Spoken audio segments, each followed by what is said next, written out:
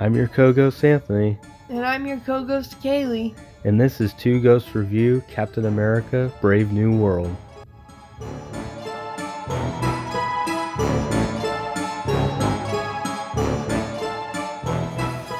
You know, we should start this episode by playing the Marvel fanfare to make up for the fact that they just decided not to this time for this movie. And yes, everybody noticed.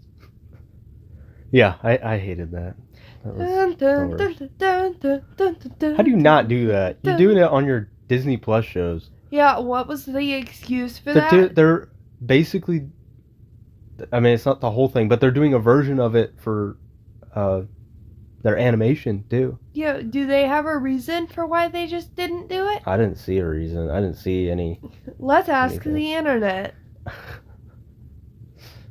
They just put... What? It was just like a black and white Marvel Studios up. But, like, nothing... No fanfare. Nothing like that.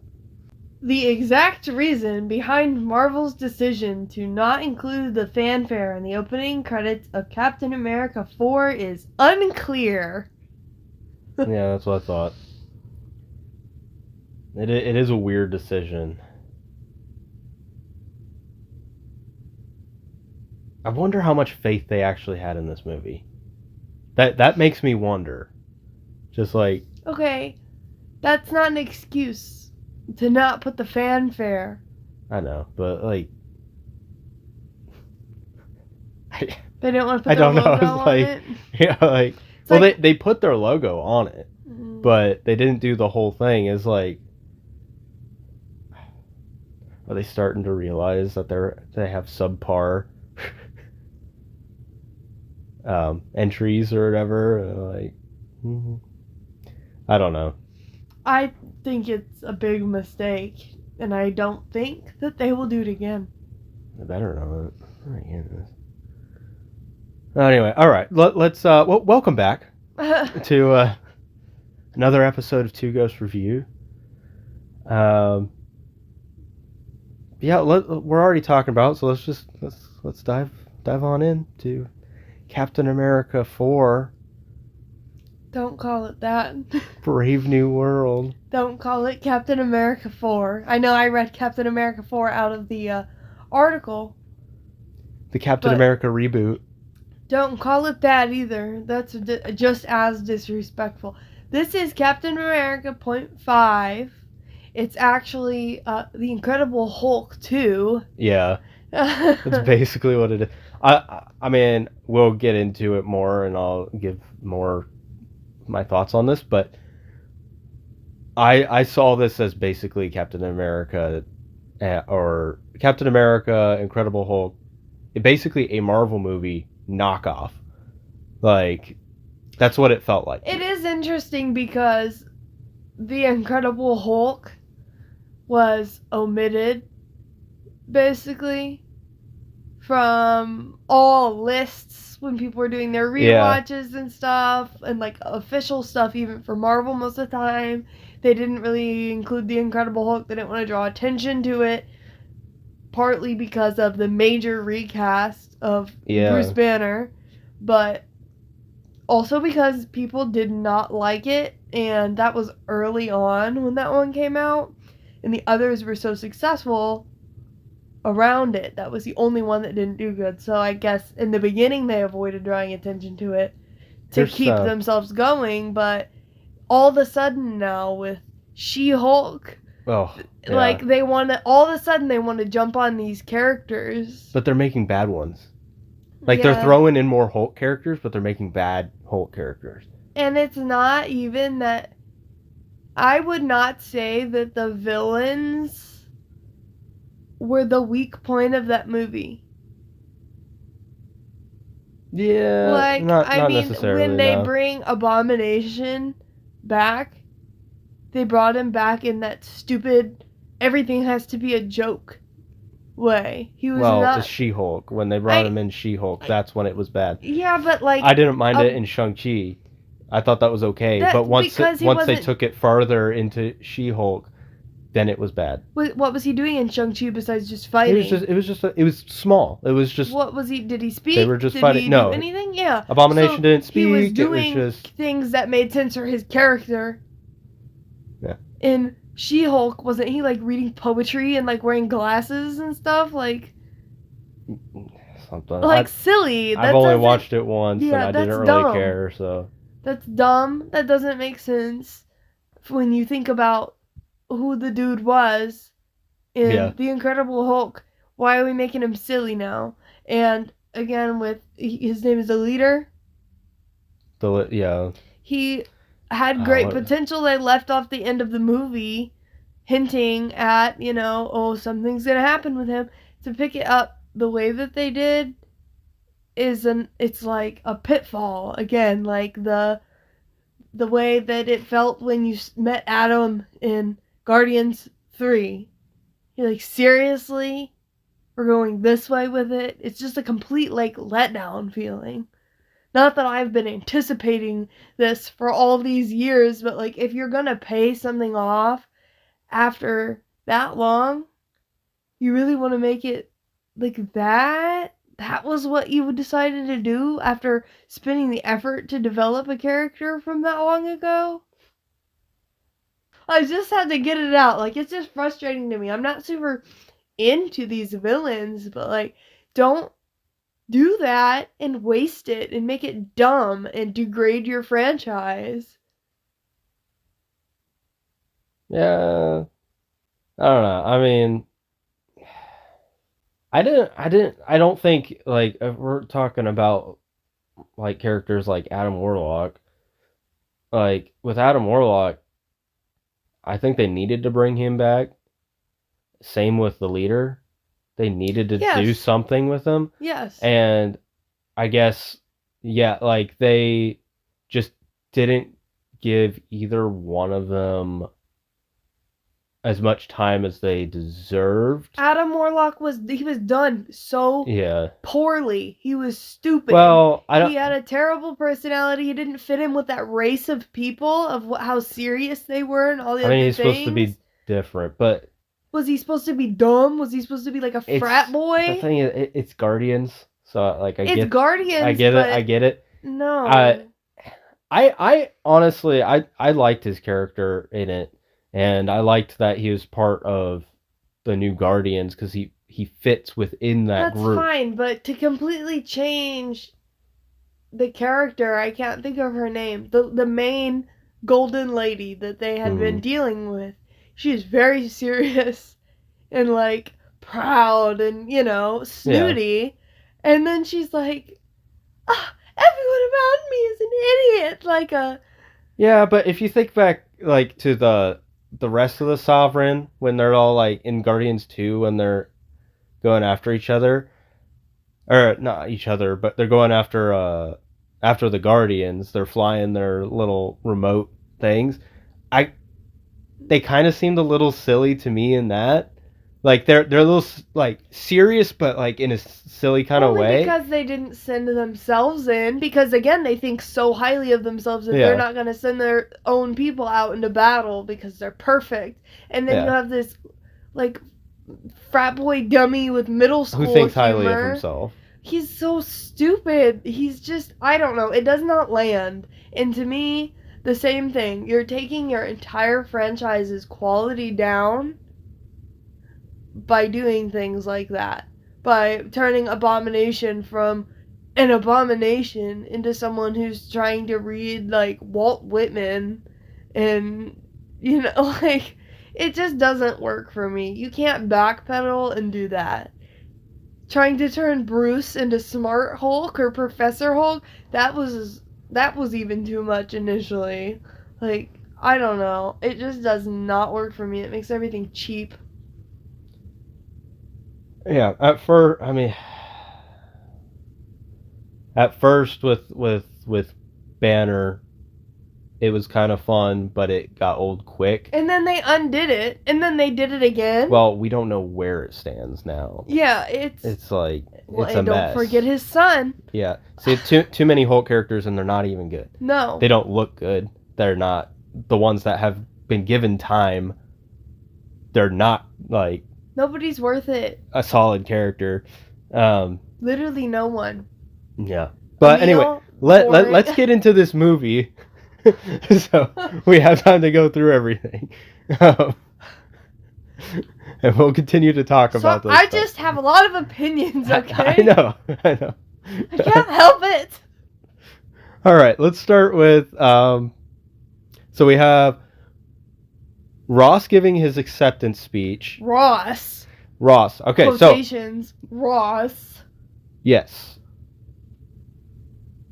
Ross, I cannot wrap my head around this recast. Oh, you mean how they decided to put Harrison Ford in the MCU? I was like, existing character? I was like, I'm waiting to see the movie to see how well it translates. It didn't translate at all, well at all. Like when they brought things up about like Ross's past and stuff, I really had to like oh yeah, like remind myself that this is supposed to be Ross. That was a big hang up for me. Like I could not put the two together. I can do it a bit with like the two roadies, like a little easier. Yeah. But like not this. This. I think Rhodey is the only successful recast. Which is funny that it's the worst recasts are both like Hulk related movies, basically. So I can compliment Harrison Ford. He did a good job. Harrison Ford did a good job. He's a good actor. Like I said, we discussed it a little. Harrison Ford is most known for one type of character. That Han Solo, Indiana Jones, I'm out here for myself. Yeah. I'm grumpy. I like women, but I also am mean about it. Like, he's one type of character, and he's been doing that for a long time because he did the original movies and then got pulled back for the Second Life. I don't know that they're a reboot, but the reboot. And that's what most people are most familiar with. So he did do a good job of playing a different character and not coming across as the other characters he's played. Which surprised me because I've not followed Harrison Ford's career or anything, so I know Han Solo and Indiana Jones, and maybe I've seen him in one or two other things, maybe, but I don't remember them. So I was surprised, and it was a little interesting to see him play a different type of character. Now, was he Ross? Absolutely not. No.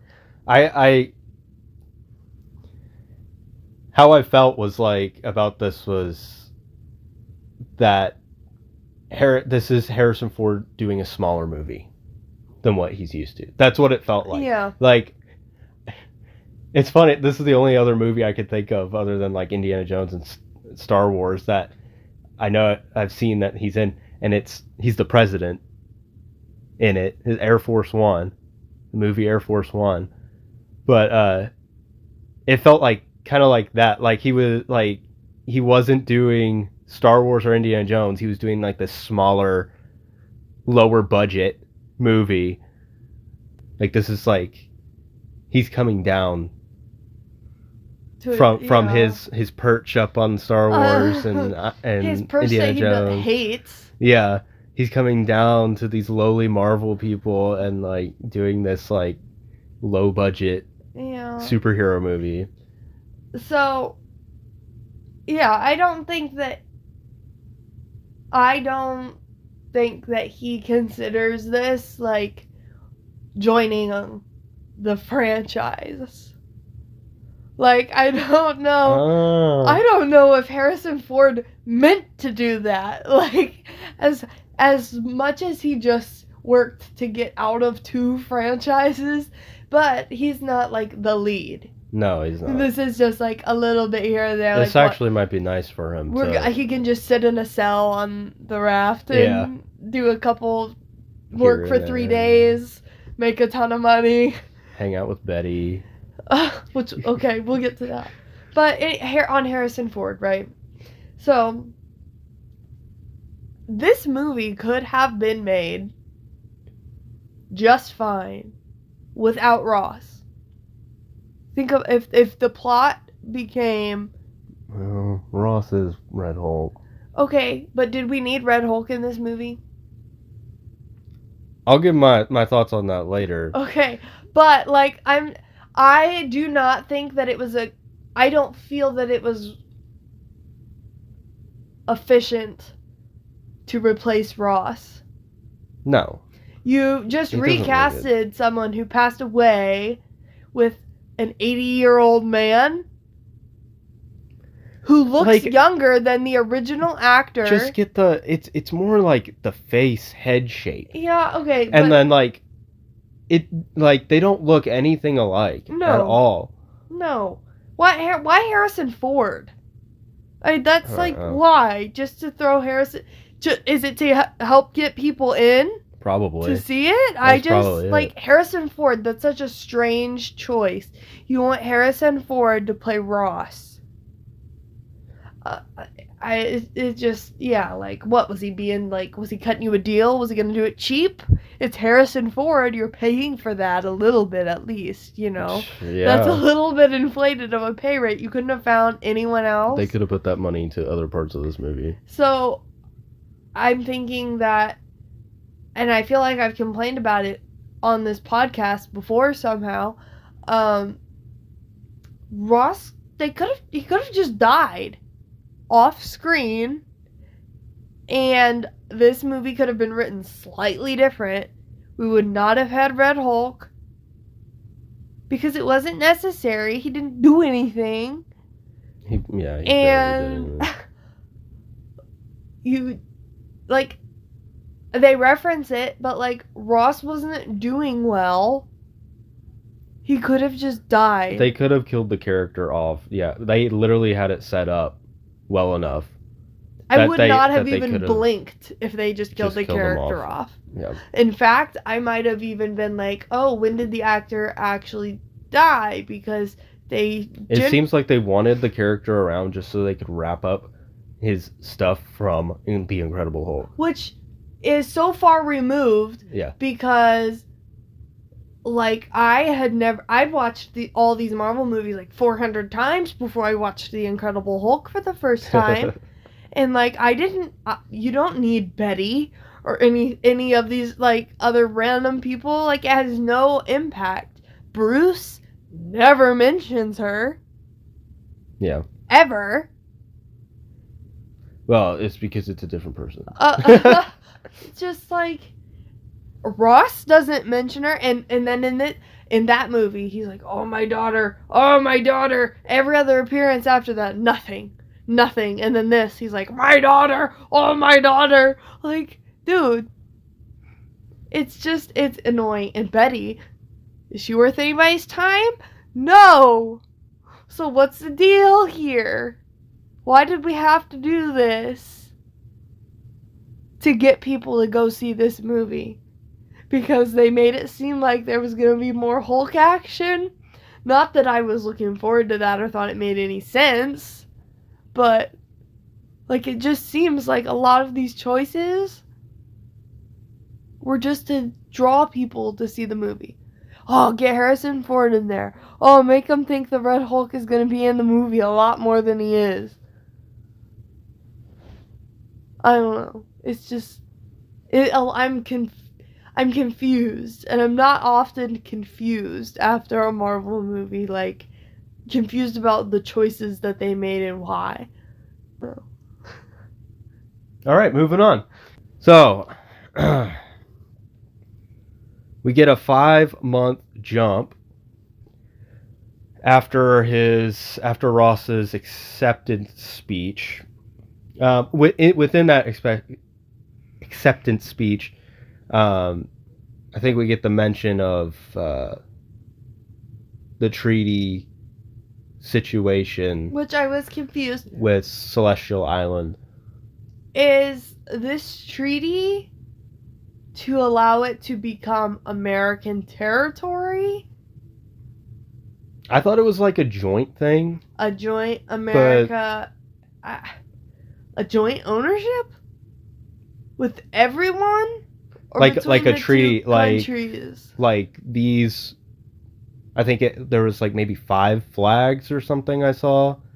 Okay. But like these 5 countries or something, or like they all have a stake in. And that's why the in other it. 2 guys on that conference call, whatever, wouldn't sign. Without. They wanted Japan to sign. Yeah. Yeah, they wanted. Like yeah. America and Japan were the 2 big ones. Yeah. And then That's what what it was it, seemed like like. Paris? Yeah, France or France, something. I don't remember where. Well, yeah, where they were. Yeah. There is like Paris was calling, and one I don't remember. Yeah. So Okay. yeah, there's that. And then we get this 5-month jump, which places this movie in an odd spot, time wise. Shocker. Yeah, like I just realized this today. What we saw the movie on last Friday. Today is Tuesday. We're recording this. But it seems pretty clear that this movie takes place in 2026, because they say it's 2 years after the events of Falcon and Winter Soldier, which was in 2024. But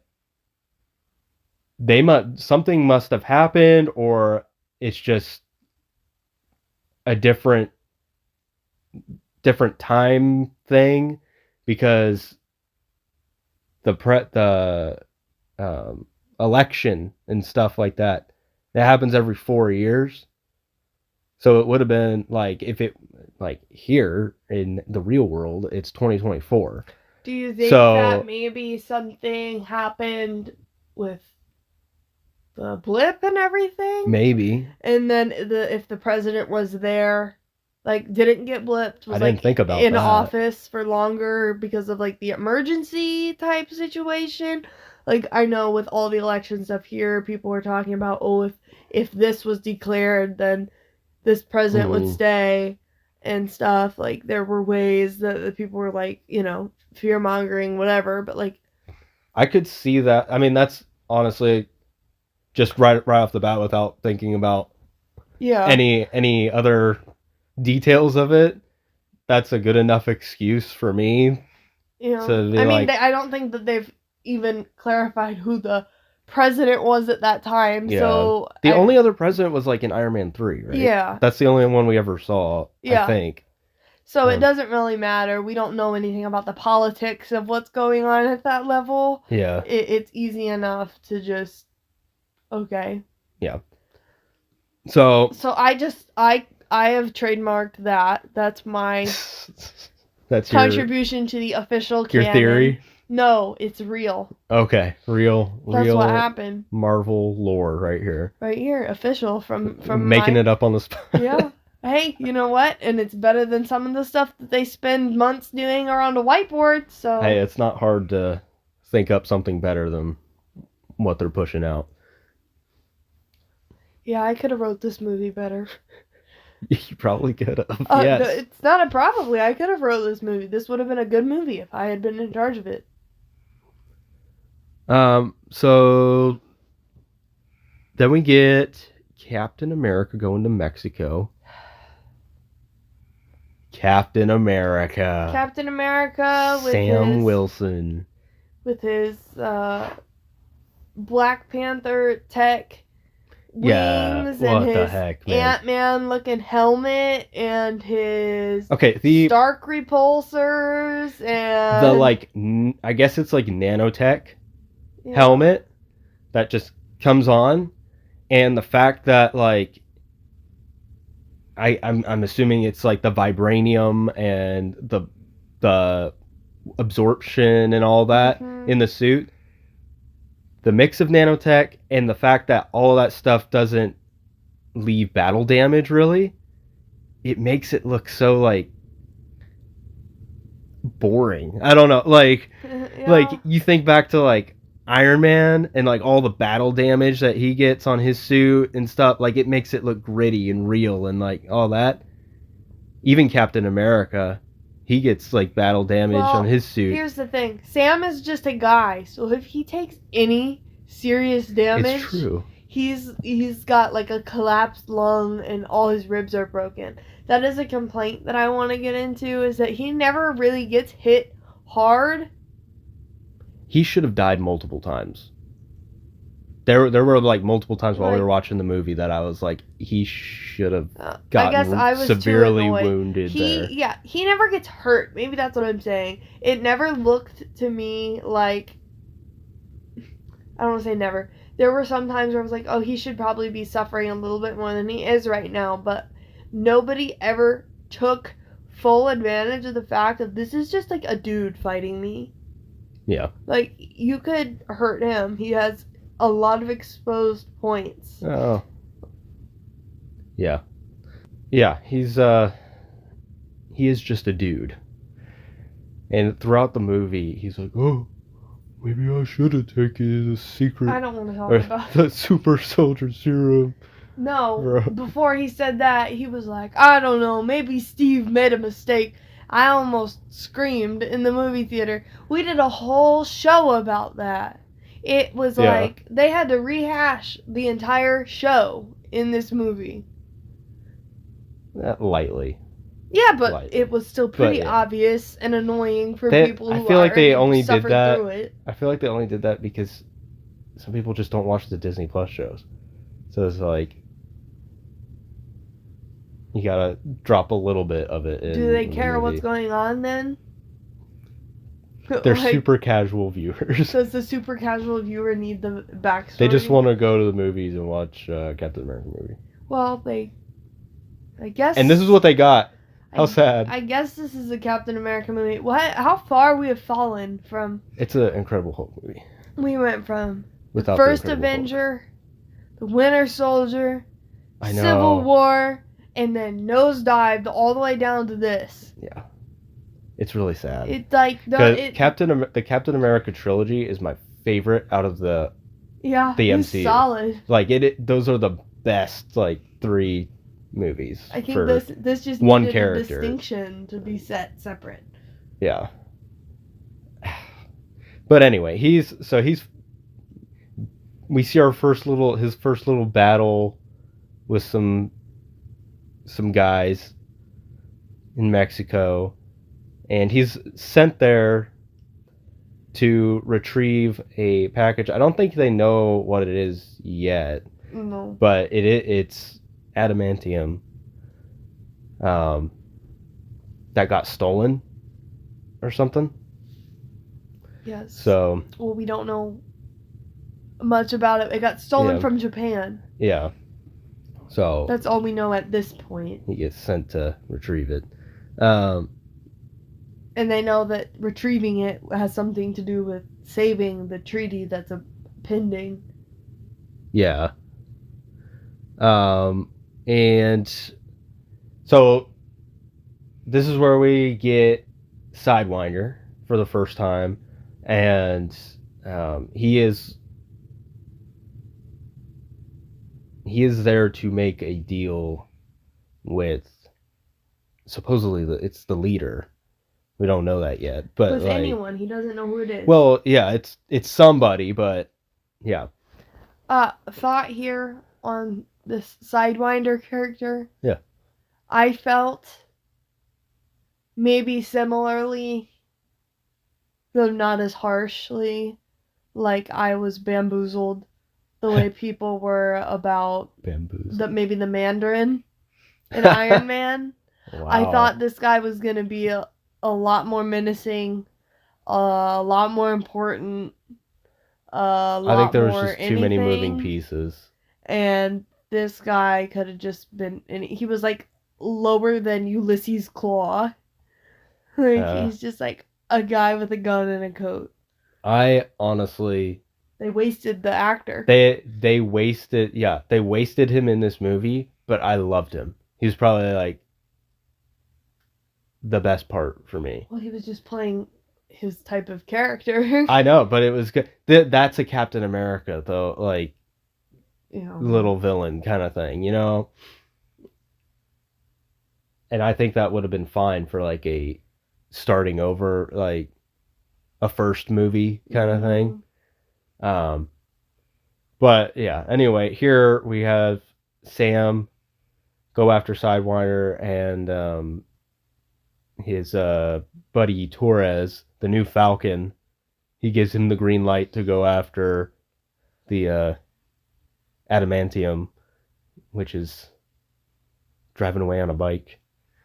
Yeah, they must not know much about it, because, I mean, he wrecks the bike to get it. Yeah. Like, yeah. I mean, probably fine. I guess they know it's not explosive, but, like, they don't know what it is. Yeah. But, I think this is the part where we see, he had the new Falcon, Torres, had, like, the full green suit on. And he made, like, a mention or something that, like, this was Sam's old suit. Yeah. Or something. It looked really bad. Like, really bad. I hated how it looked. And why did we not see this before when, like, back in, like, Civil War or Winter Soldier? It didn't look like that then. Yeah, it didn't. It was just like a pack. It wasn't a whole suit. I don't know. I'm not in with the Falcon lore. I'm not. Because, like, that's not what they picked up. Yeah. They had to go steal his pack. Yeah. On the way. It's just a quick line. They had to go steal it. And that looked cooler. They stole the nice one. They took the nice one, not the cheap one. The whole suit thing kind of looked lame. But we don't see it too much in this movie, I don't think, really. What? Like the full suit. But it was there and it was not great. Yeah. It looked like he made it on his own, which he didn't, you know? I don't know. It gave me the vibes of, like, there's something about recently, like, the suits, even with the new Captain America suit, they're just too clean. I don't know how to describe it, but it's like... It looks like a costume, not a suit? It's like Ironheart's suit. I get the same vibe off of Ironheart's suit in Black Panther 2. Like the one from Wakanda. I thought her suit just looked too puffy. It just looks too smooth, too too much like an action figure or something, like a toy, and not based in reality kind of thing. Everyone it doesn't have enough detail or something. Yeah. But yeah, that's what I get from that new Falcon suit.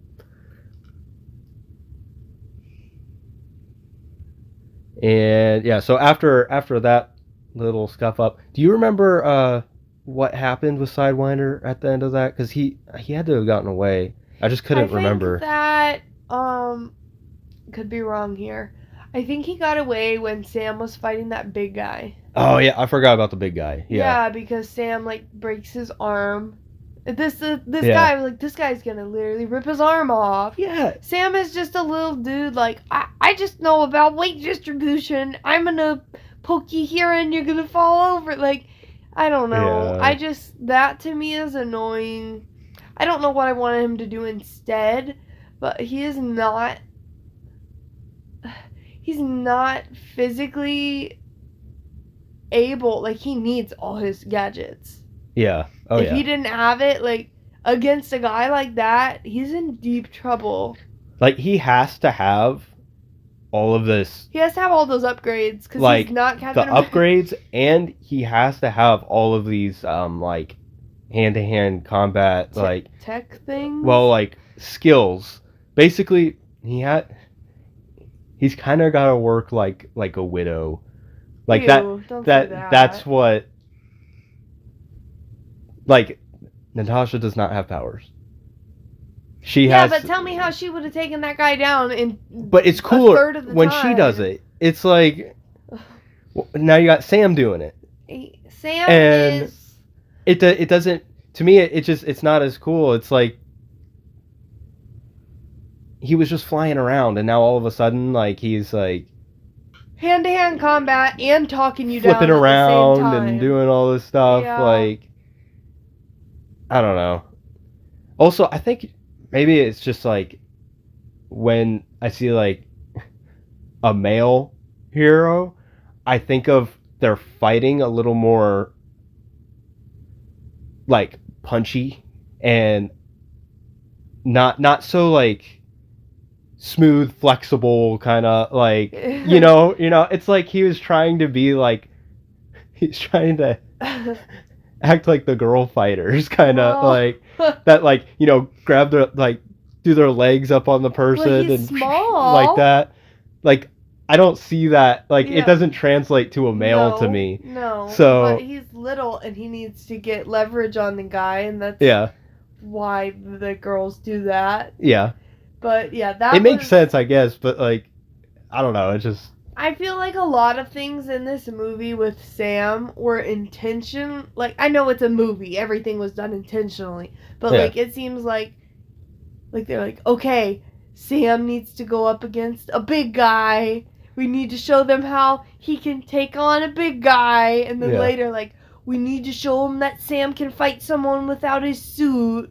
Yeah. We need to show him this. We need to show this. Like. Meanwhile, the big guy is saying, "Oh, I'd rather fight the real Captain America." Well, we'd rather watch and that. I'm like, yeah, that would be cool now. We would rather watch that. Thank you. It made me think of, I think he did something, I don't remember if he took his helmet off or what, but I just kept getting a lot of callbacks, and not in like, oh, this is a good homage, but in like a, stop trying to rip off Captain America the Winter Soldier. In this movie, like, he's taunting him, the big guy, and Sam, he takes his helmet off, and it reminds me when Steve lands on the helicarrier, and that guy's like, "Oh, are you just a shield?" Yeah. And Steve puts it down and takes his helmet off, and he fights him, and it's not effeminate as you described it. Exactly. Yeah. It's serious, and he wins, and he picks his stuff up and he goes, like. That moment made me think of that, and again, it made me sad. It didn't make me empowered, like, look at Captain America, look, he's so similar, wow. It was like, I remember when Steve did that. Yeah. Like, this is just such a hard sell. I agree. And that's why he is still being forced to, like, that's why they did a whole show about it. That's why they're still bringing it up now. You're not Steve Rogers. Because he's not. Stop trying to put him where Steve was. Yeah. It's hard as an audience member. It's like they're really fan, they're really trying to, like, tell the audience that he's never gonna be Steve Rogers. He's his own Captain America now, and you need to deal with that. Yeah. Like he is a different character, and he's a different person, and he's not going to be like Steve Rogers. Which is fine, but it's just confusing also. I've put some thought into this, because I had the just nagging feeling throughout this whole movie that, like, I'm just waiting for the real person to show up. Like, this movie is about Sam. I felt like I was holding a sneeze in, waiting for a bigger person to show up. That's part of what I said earlier is why I felt like this is like a knockoff Marvel movie. Yeah. Because, like, I mean, it has characters, like, that we know, but we don't love. Yeah, we don't like love them, and they're not, and they're like all sidekicks that now have sidekicks. And it feels like confusing. Like, wait, you're the sidekick. Yeah. Sam, from his very first time on the screen, up until all of a sudden we got a show about him, Sam did not have individual desires as a character. He was only ever attached to Steve. And Red Wing. Okay. Red Wing is an accessory to his kit. So he never had any of his own motives. He never had individual lines, nothing. Like, anything he said was like, I'm agreeing with Steve. I don't know, but I'm with Steve. What are we doing, Steve? I'm with you, Steve. I do everything he does, just slower. Like, he didn't have any character other than attaching himself to Steve, admiring Steve. I mean, he made some of his own decisions, like not moving his chair up. Okay, yeah, and then we get him barely attached to Bucky in irritating ways, like, Peter webs them both together on the ground. Everybody's got a gimmick these days. Yeah, and, he's not going to move his seat for Bucky because he's going to be the replacement friend, and now we've got, now they've got a show together, and all of a sudden, they're trying to flashbang you into fleshing him out, like, 5 years after his introduction, and you're confused, because you're like, wait, that's not Sam. They give him a whole, extended family and actual personal wants and desires and character development. And you're confused because that's not the character that they put in all these other movies. Mm-hmm. And now you're still dealing with that, and he's like, I'm not Steve. I'll never be Steve. And you're like, yeah, I know, but I'm not even really sold on you, because all of a sudden you're someone else, or like someone more, I don't know, and it didn't feel natural. It had me feeling like I was missing something. Like, wait, when did this become part of who you were? Oh. Like, I don't know. So they're trying to sell you on it, and you're still feeling like he's like C-Team. And then you start to think, no, he's all that's left. And then you feel even worse. That's all that's left. Yep. And they didn't do the developing the right way. So now they have to spend multiple projects explaining why he's not Steve. That's my thoughts on the character development of Sam Wilson, or the lack thereof. I don't want to not like Steve. Or, it's not Steve. Sam. But he's not Steve. Does that make sense? Yeah. Moving on. I get it.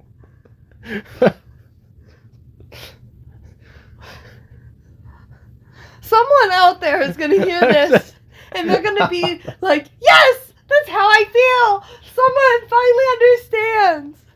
You got some rants. I have a lot of feelings. This stuff is important to me. Let's move on. Now, Falcon. New Falcon. Okay. The new Falcon. He's Captain America now. The new Falcon wants to, I guess, be better now. He wants to be the new Falcon. And so that he can later be the new Steve. Yeah, so he can cycle through and eventually become Captain America. So we can have white Captain America, black Captain America, and Mexican Captain America. Don't bring race into this. Hey, they brought race into this. I'm just commenting. No comment. Anyway, so Sam takes Torres. I keep forgetting. Joaquin. Joaquin is his name. Let's just call him Torres. Torres is easier. Takes him to see Isaiah Bradley for training. Why is Isaiah Bradley? He introduces him, or like tease him up. He's like, someone who can train you better than anyone. How's Isaiah gonna train him how to use the Falcon stuff?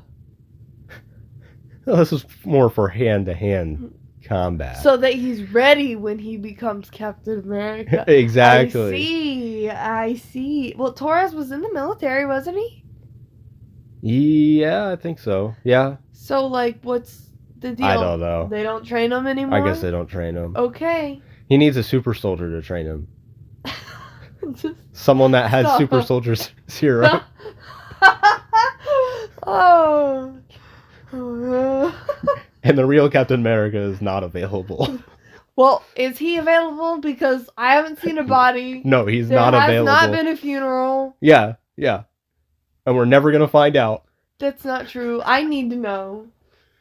And they know I need to know. Like, how do you go a whole Disney Plus show and a Captain America movie and not bring up what's going on with Steve Rogers? Because they need us to understand that he's not Steve before they tell us what's going on with Steve. I understand. I understood the moment that he gave the shield to Sam.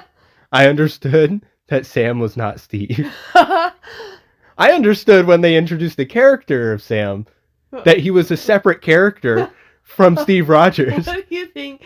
Do you think that maybe they need us to understand because next time they show Steve, he's not gonna know? What? You have dementia or something? You're not Captain America. That's what he's gonna say. How'd you get that shield? Who are you? Oh, man. You're not Bucky. I gave the shield to Bucky. Oh my goodness, you should have. Oh, that would be great. That would be a whole different set of rants, and they wouldn't be negative. Oh, okay. So that they're hanging out with Bradley here, and Sam gets a call from the president. Yes, I can hold for the president. Yeah. That was. Why do you say that? He answered the phone. Bro just wants to be Jack Bauer. No, he walked away. He answered the phone, and then Torres and Isaiah were talking for a second, or doing something, and then like a little bit later, it pans to Sam, and he says, "Yes, I can hold for the president." I was like, "Dang, what have you guys been talking about?" And they had to show Isaiah got mad. He didn't like that Sam was going to talk to the president. Yeah. So he had to go. And then what? He doesn't hold for the president anymore? They talked. Real quick? I guess. But. Because he walks right in there and he's like, he's chalking up his pool cue or something. Like, it was really quick. It took him longer to get put on hold with the president than it did for him to talk to the president and ask if Isaiah could come to the party tomorrow night or tonight. Well, he gets to go. Spoiler alert, he gets to go and he doesn't want to. No, he doesn't want to. But he does seem to like that limo ride. He does enjoy that. This was another moment that I just feel confused in these moments. Like, there was a couple in Falcon and Winter Soldier where like I've never seen you act like this. You know? Like, Sam, I've never seen you act like this. And it's just strange because, I mean, I guess, I don't know. I guess I've never seen him in a limo before. But, like, I don't know. It's just weird. Those weird moments when you think, yeah, the Avengers were friends. And, like, you know, they must have gone to things like this. At least I think. Probably. I feel like. But then, you know, apparently they don't check on each other or anything. So maybe they weren't friends at all. But I'm like, I don't know. You didn't cut up with Steve like this. Like, I don't know. It's just weird. It's just like a weird. It felt out of place or something. I don't know. Well, he's a different character. Yeah, well, he's not Steve. Yeah. So I need to get that through my thick skull. Yeah, you better. Oh, I think they need to tell me over a course of a couple more projects. Yeah. I'm not sure Need yet. some reminding. Yeah, I'm not sure yet. He might be Steve. Anyway, they get to this this deal. I guess it was just like a gathering for this treaty. It wasn't a signing, I don't think. No, it was or not the anything like signing. that. It was just like a get together to go over things, I guess. And see, this is like, it wasn't like a gala or No. anything, but like this is the kind of stuff that I feel like should have been shown more or should have existed more in the MCU, especially with like Tony's involvement with like not leading the Avengers, because he let Steve do that, but like Tony paying for all the repairs and having been the CEO of his company, just like the involvement that he would not necessarily want to have personally, but like my wording here, he would have access to those kinds of things. And maybe if more of that had been done or shown, like things like these Sokovia Accords would have gone over differently. But the Avengers were never political. Like if they had gone in and, like made nice here and there, how much would that have helped them out? Not like lying and like, faking it, but just like if they had made appearances in things other than court, But the court was so good. It was good. Natasha's good in court. Tony's good in court. Yeah. Like, if they had gone and done more things like that, how different would things have been? Yeah, I think we're getting kind of like an overload of it now with Sam, because Falcon Winter Soldier had some of that. But not even just that, because it's in the Thunderbolts trailer too. Valentina is proposing stuff, so like we're getting more of it, but I feel that there should have just always been a little bit more. Because when Ross comes in and is like, boom, Sokovia Accords, it feels out of place. Which, I mean, I know he says, like, you've been doing whatever you want. Yeah, but that, like you said, they just weren't in that realm, so that's kind of just how it came into their realm, into their orbit, I guess. But anyway, during this little get together, Ross pulls Sam aside to talk to him, and basically wants to talk to him about getting the Avengers back together. Which is a weird time to do that. But also, I mean, I guess it makes sense. I mean, they're together. They're at the same thing. Well, if you don't genuinely want to have a conversation about it, and you basically just want to tell him and kind of force him a little bit, that's a good time to do it. If he genuinely wanted to have an open conversation about it, obviously there's not enough time. No. So he kind of just was like, I want you to do this. It's not an order, but like basically do it or I'm going to be mad at you. Yeah. So, yeah. We get that little nugget. And he takes a picture with Ross and the Japanese, I don't know, is it a president, something like that? We can call him president. I'm not sure. Yeah, I mean, I can Google it. Yeah. Call him the right thing. But they do that, and then Ross starts his presentation on adamantium and the Celestial Island. Which is, I really like that they that this is where it comes from. I think it was a good little Japanese prime minister. No, I think this is a good way to introduce adamantium. Yeah, I do feel there could have been a little more pomp and circumstance around the discovery of this giant creature coming out of the planet. Yeah. I appreciate them Acknowledging it finally? and like pulling something out of it, kind of like to further future stories, because Yeah. it's obviously going to play a role in Weapon X and Wolverine. No, You what know, are they calling it? An island? yeah, What the Celestial? Celestial Island. How Yeah. do they know it's a celestial?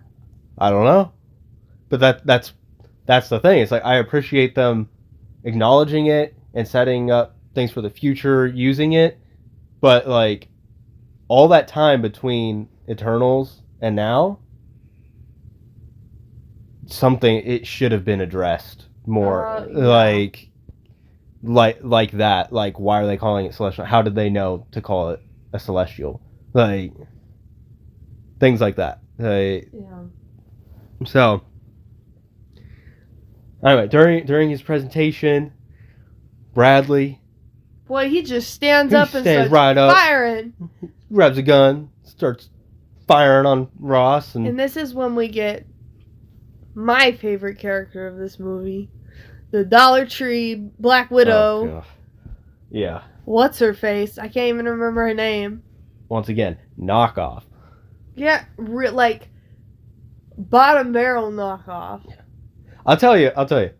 She had the facial expressions down, trying to like copy Scarlett Johansson, Okay, I guess. but when I saw her for the first time, I was like, why do we have dollar store? Yeah. Scarlett Johansson cast in this movie. Like, you literally, you kill the character off, you piss the actress off, you introduce multiple new knockoffs of her character.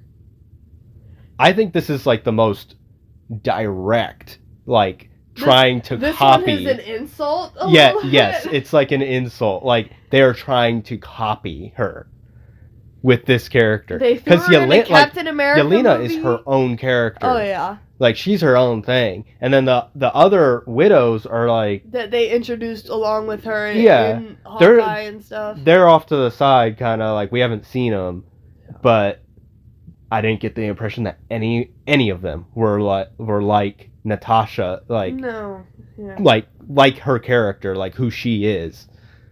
But this one felt like they were trying to make her like Natasha. I felt that way too. It made me bristle in my seat a little bit. I got a little defensive. I warmed a little bit by the end of the movie because she did open a little more into slightly her own character, but for the most part, blatant ripoff. They were like, you know what else was really good about Captain America Winter Soldier? When we had Natasha Romanoff in there. And now they're like, let's make her let's get a small actress and make her look like she's even weaker. But, you know, she's super cool, you know, like she can take down anybody. They're just trying to like up the ante. Let's set her up in a hallway. Yeah. Excuse me. Oh man. So yeah. Then Bradley runs away. This guy. Forrest Gump takes off. Yeah. The way he's running, it's like blocky or something. But I guess he's moving fast because he got that super soldier serum. So. They had to shoot that differently because of his age. Yeah. They got the Twilight. They got the plastic sheet out. Yeah. For him to run while they pulled it. Yeah. Oh man. But yeah, and then they catch him in a kill box. Just a kill box, Tony. Yeah. And he comes to. So he got brainwashed, brain controlled or mind controlled. But he comes to, and at this I did kind of feel bad for him when they're like, okay, he's going back to jail. Like, yeah, I did feel like it was annoying, you know, making not Captain America, but Falcon Winter Soldier, like having this whole like racial deal going in it. Yeah. Like it was kind of annoying, but like you know his backstory, I guess, and now them putting him back in jail, it was kind of like, that's brutal, bro. Like I felt bad. Putting him in jail for this had nothing to do with the fact that he was already in prison. Putting him in prison for this, it wasn't like they just picked him up and threw him in there. He was going to prison no matter who. And they would have put Sam in prison if it had been Sam. I know. I'm just like, I guess, 'cause it's like, I knew that you could tell that it wasn't his fault. Yeah. Like, even before they revealed that, he was mind controlled. Like, you could tell while it was happening, like, his blank kind of stare. Yeah, the way he was running. Yeah. And all that, like, it wasn't him in control. And so that's why I was like, I feel bad for him, because, like, he didn't know what he was doing, kind of thing. Mm-hmm. And it was pretty obvious that he didn't know what he was doing. But none of them knew what they were doing, and all of them went to prison. So yeah, none of the only difference is none of them had been to prison before. Yeah, but it just, I felt bad for him. So then Sam and Ross have a little meeting in the bunker with Ruth. Mm-hmm. The knockoff Natasha. Ruth. Okay. Where now he's completely flipped, and he's like, I don't want you to do anything with the Avengers or whatever, and you're done. You're done. Get out of here. To Sam. Which was more on point with old Ross. Yeah. But Sam ain't gonna quit because it's his boy Bradley. So what is this voice? You tough guy? That was my Sam voice, I think. Uh-huh. Yeah. That's where it came from. Okay. Yes. I was thinking about Sam and how he makes you feel. Yeah. Yeah, Sam isn't gonna quit. But somehow, it's not the same as when Steve isn't gonna quit. Well, they're different characters. Just so you know. If you haven't realized yet. Yeah, but when Sam comes out and he's like, I'm going on the run to get my boy out of prison. You don't have to come with me if you don't want to. They're gonna come after us. It's hard to not think. I remember when Steve was going after Bucky and he asked you to come with him, but that you didn't have to. Or no, sorry, you volunteered yourself. He never even asked you. Yeah, I guess it is similar to, like, what else are you supposed Winter to think? Soldier. Like, yeah, I mean, in that moment, what else are you supposed to think of? Yeah. It should be me. I should be the one to bring him in. Yeah, so Sam visits Bradley in prison, and he's under surveillance. Yeah, you gotta watch that guy. I mean, he could break out. No, I'm talking about Ruth. Oh, he's Ruth. Keeping an eye on it. I mean, he can break out though. Isaiah. Oh yeah. Like, so there's that. That's not why she was there, but no. But so they have their talk, and he doesn't want Sam to do anything, basically. I believe this is the part after he visits Bradley in jail, or he's driving back. He's talking to Torres, and Sidewinder attacks him again. And this is like my favorite part, probably. What? Of the movie. Really? Yeah. When his truck gets blown up? I liked this fight. I liked Sidewinder. I liked him throwing like knives at him and like an axe at him and like stabbing him. The part I liked everything that Sidewinder was doing.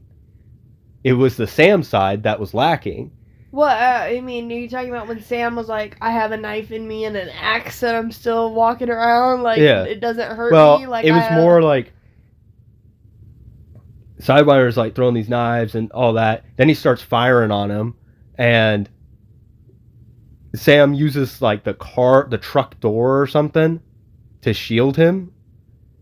And you can see a bullet hole through the door, like it's a hole through the door, and he was standing right there. Like he should have. This is one of the parts where I was like, he should have gotten shot. He didn't even get shot. Yeah, like he probably should have got shot multiple times. I just thought Sidewinder was cool. Yeah. That's what I mean. Like this is one of my favorite parts because I liked his character. Yeah, somehow Sam kept winning fights that were like way too stacked against him. Exactly. And he wasn't even doing anything to give himself an advantage. Yeah.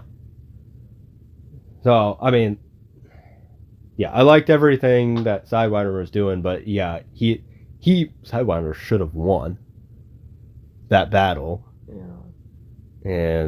But that would not have been beneficial to the movie. Yeah. Well, he would have been a better villain to go up against for like the main villain of the movie because they're like more equally at the same level. Yeah, matched. Plus, I would like to see more about the like Serpent Society because this guy really didn't even do anything. Yeah, wasn't that like a name? They threw it out there like he's the head of Serpent Society. No, like a title.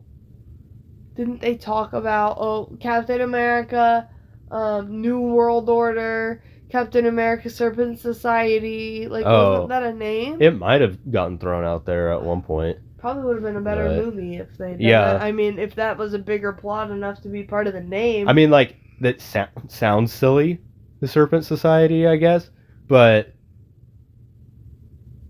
they could have made it, like, with how they made his character, I wouldn't be worried about how the other ones, like, the Serpent Society, like, looks.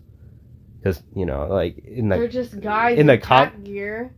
Yeah, in this. But, like, comics-wise, like, they're, like, dressed like... Oh, I bet they are. Reptiles and stuff. Like, I would... So, that seems like that's Sam's speed.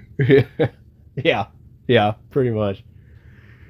But, so, yeah, Sam gets the upper hand somehow against this guy and takes him down.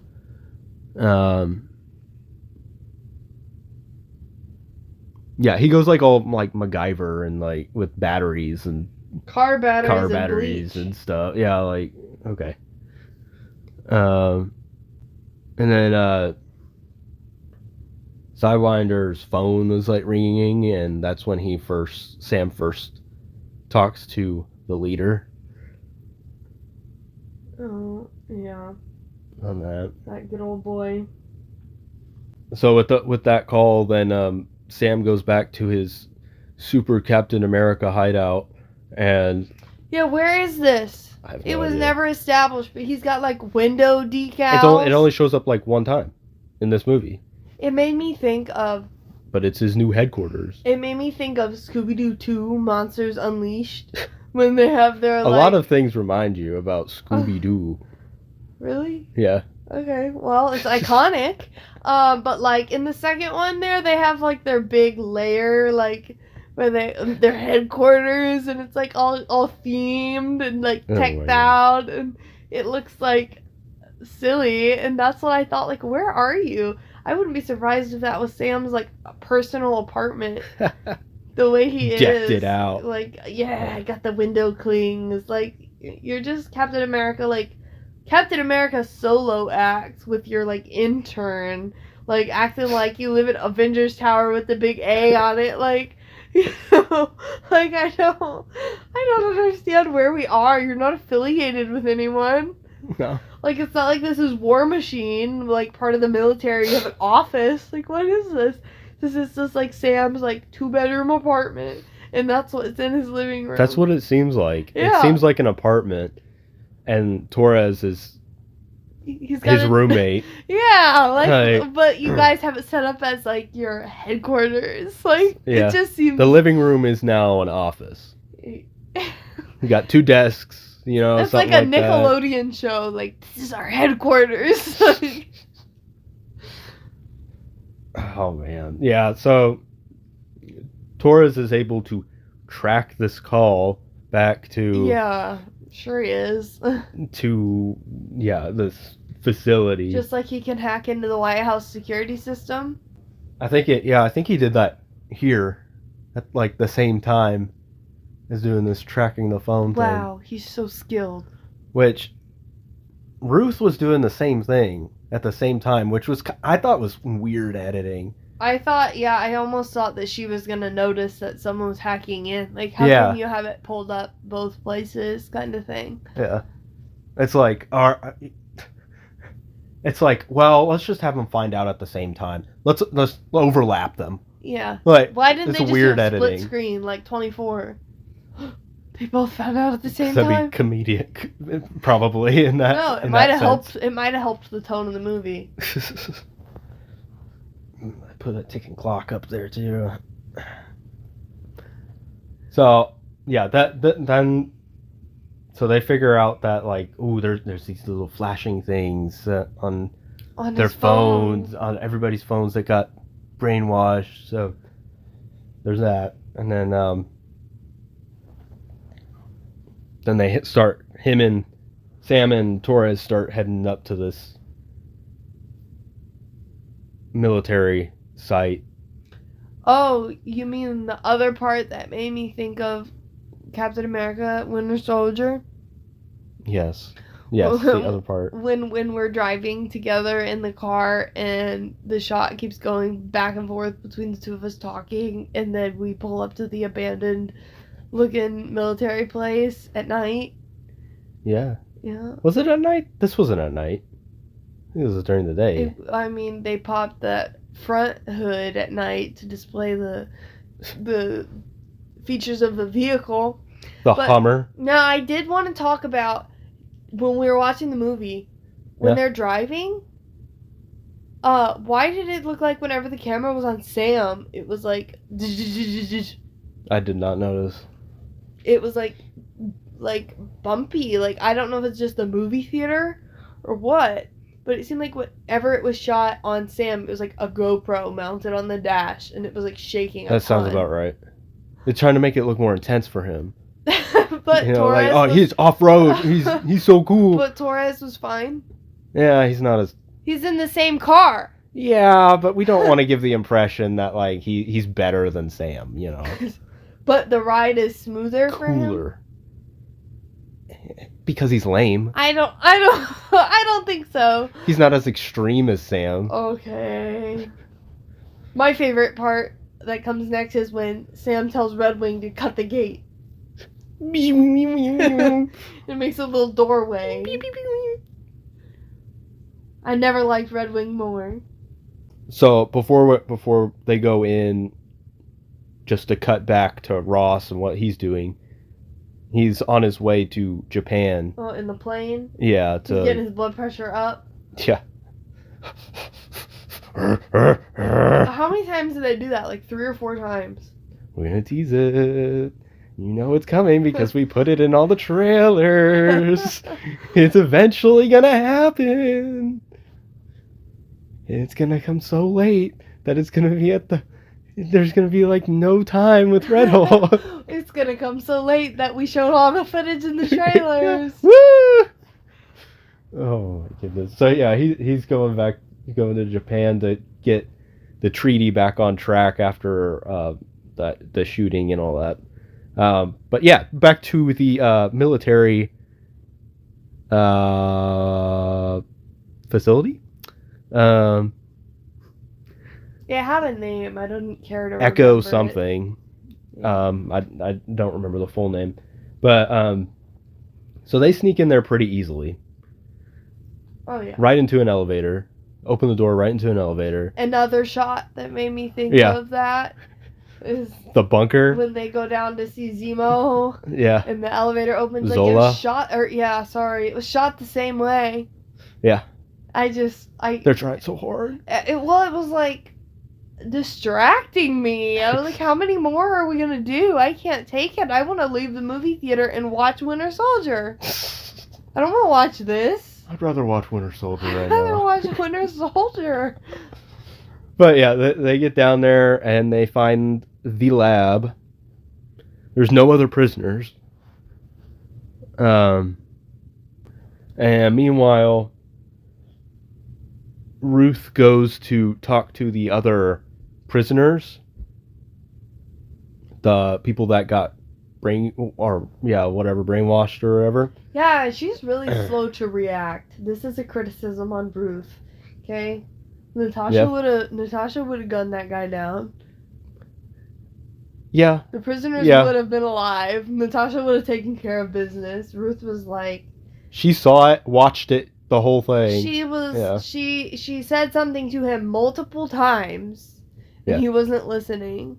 I'm gonna draw my gun and shoot these people down. Natasha would have at least had a gun on him. And when he pulled his gun out, she would have taken care of it. Yeah. She would have already had at least a gun on him. Yeah. But no. Ruth lets it happen. Almost like she wants to see it.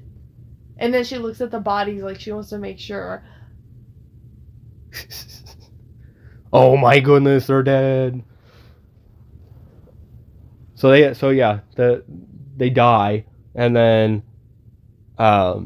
they move Bradley to maximum security, but he doesn't want to. And then back at the military facility, Sam and Torres are in the lab with all the rusty stuff. Yeah, and they kind of just looking through stuff and find the pills and that. But then they meet the leader. We get to see the leader for the first time. I'd like to add that the leader has a lot of lines about, like, I was forced to watch the probabilities. And, like, well, all of the probabilities, like, a lot of probabilities here. But, like, he did say that word a lot. They tried to make it real edgy, like, I couldn't help but draw the conclusion that this is what was going to happen. I was forced to imagine that this was the most likely outcome. It was torture. Like, I think the actor's delivery left something to be desired. I thought it was exactly the same as his performance in the other movie, which was satisfying to me because everyone else turned into a dum-dum weirdo. Like, they immediately made them the brunt of some stupid comedic joke. And he was the only thing consistent. I did like his look. I did not like his look. Okay. Yeah, he definitely looked different than what he's supposed to look like, but I thought it was a good take. It, like, just like how messed up looking he looked. Yeah, I liked how I was kind of worried how the leader would look because of how silly he looks. Normally with that huge head. Just an abnormally large head. It looks kind of silly. So I kind of like that they changed the direction and made it look like he was, like, you know, something major happened to his head, but it's not like just this overgrown big bulbous head. I don't like that he was, like, turning greenish. Sometimes he was really green, and sometimes he was mostly not. And then sometimes it was, like, splotchy. That didn't really land with me. Weird. Like, I'd be okay if they, like, gave it some explanation. Like, if he's using his smarts a lot, he starts to go green because it's like Say green. yeah, like how Hulk, if he flips then he goes green, but like yeah, without giving explanation, it was kind of weird. No, but I will say, at least the actor was consistent. I appreciated that. Yeah, that is nice. It's nice when you have the same actors. No, like, his performance. He played the same character. Yeah. Yeah, I get. I don't know. He kept his personality all these years later. From when that movie was made, he jumped right back in and was completely consistent with the character that he played. The thing that was established, the one that everyone was expecting to come. It wasn't silly all of a sudden. Yeah, I mean, if I think about it, then yeah, we're pretty similar. I just think of him more as a little silly in Incredible Hulk, a little sillier in Incredible Hulk. But that's who he was, though. It wasn't like exactly. a gimmick, That's yeah. Like, oh, we're gonna make the big monster intelligent, and he's gonna like little teacups or something like, something like. Yeah. But yeah. So they talk, and Sam tries to get him, and the leader tractor beams him to stop him. Oh, yeah, which Sam just walked right into that, but yeah, whatever. no Captain awareness, America. No. So, I mean, I only seen this movie once, so I don't quite remember how much is revealed at this point, but I felt like the leader talked about like his him being trapped in there by Ross. Yeah, the leader exposed that Ross has been keeping him there. He did not say that he was making the pills for Ross. Yeah. He didn't he didn't say anything about what had happened to Ross, that he was doing anything for Ross, except I think he said that Ross used him to like make the right decisions to get into office. Mm-hmm. He didn't say that he like physically helped him by keeping him alive, making the pills. It made him seem like Ross sat him down and was like, will it really make a difference if I shave my mustache? What's the probability? Like, wow, so yeah. It was probably the leader that told him to shave his mustache. Probably, the probabilities would point the probabilities, yeah. There's a high probability. There's an 86% probability the leader suggested that he should shave his mustache. The American people would likely vote for you if you shaved your mustache. Let's not say likely, let's use the word probably. The probability is high that the American people would vote for you if you just did not have that mustache. I think the leader just didn't like the mustache. Honestly, he should have kept it to maintain some kind of consistency. The probability but that was their excuse for him looking different. Yeah, I know. The line never works, right? It only worked right one time, and we went heavy on the praise for it. Then the leader mind controls the guards to come and help him escape. Why didn't he do that before? Because the probabilities weren't lined up for that? That's right. Because he wanted to talk to him. Oh, boy. But, so they get out, and Ruth shows up and goes ham on the guards. Does she? It was just wild. It was insane. It was disrespectful. It's the best thing I've ever seen in my entire life. Stop. As soon as I saw her run up on the other side of that group, I rolled my eyes so hard. so hard. She was running across the walls. I already knew what was going on. I rolled my eyes. I was like, great, here we go. Rip somebody else off. And then, meanwhile, Ross is having his meeting with the Prime Minister, the Japanese Prime Minister.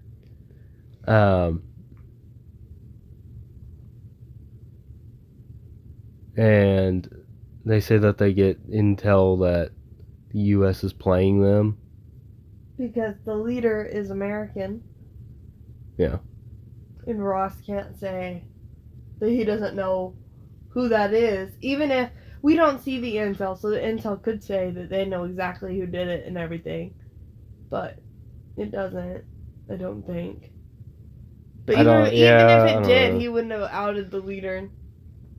Why is his name the leader? I mean, he's got a name, and they don't use the name the leader. I just can't remember his name. Okay. It's S and S. Both names start with S. His first and last name. I just don't remember them. Samuel Stearns? Samuel Stearns. That's what it was. But why is he called the leader? I have no idea. That's a comic deal, I guess. So, because they find out that U.S. is lying to them, Japan starts to make their move on Celestial Island, and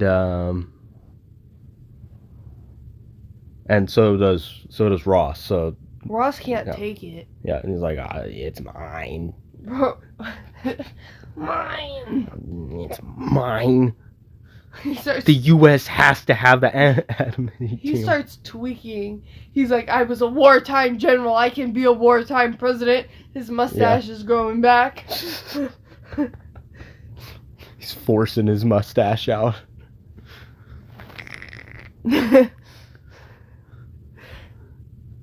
then back on U.S. soil, Sam and Torres take the pills to their little military friends to have them study it.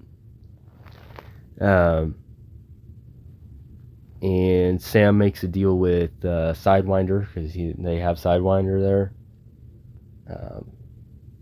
For, I think it was just like information.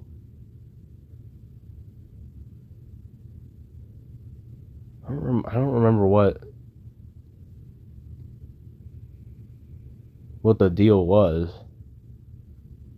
because Sidewinder got like a reduced prison sentence out of it. A preferred location. Yeah, I thought it was a reduced prison sentence as well, or maybe he just wanted that. I don't know, but he said he wanted a full pardon. He said he'd get out.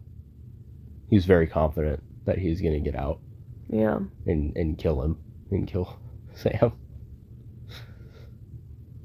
But I think he gets a phone call, doesn't he?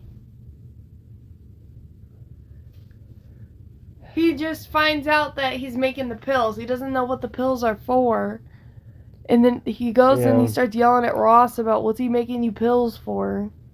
Yeah, but like, he goes out there.